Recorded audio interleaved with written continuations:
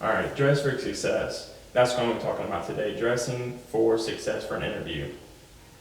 One of the first things is walking into, according to Business Insiders, 7 seconds is what a person gets their opinion of you. So as soon as you walk in, that first 7 seconds, you see them, they've already got an idea of what they think about you.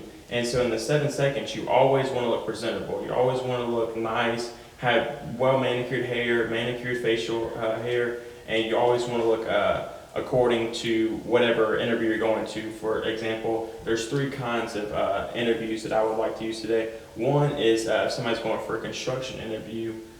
Two is somebody in sales, and three, somebody going for a job at a bank or any financial institution. For example, today I've actually worn something that you would wear to a financial institution. For somebody going into construction, you just want to wear a simple khaki pants with either a plain white shirt, plain blue shirt, or a plaid shirt, either way, with some type of loafer, and you always want to make sure your belt and your shoes match together.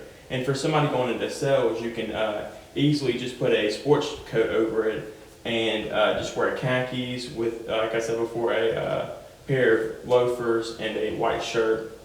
And today, like I said, I've worn a suit, and you always want to make sure everything matches together. Make sure your tie and your shoes, everything flows. Because if you don't, then your first impression is always going to be off.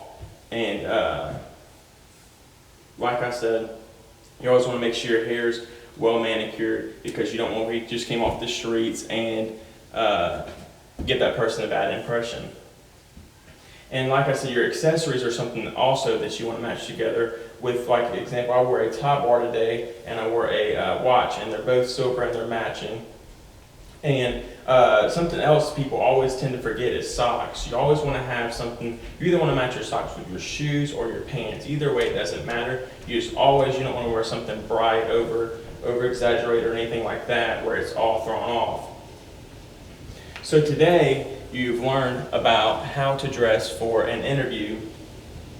And like I've said, depending on the type of interview you're going to, depends on what you want to wear.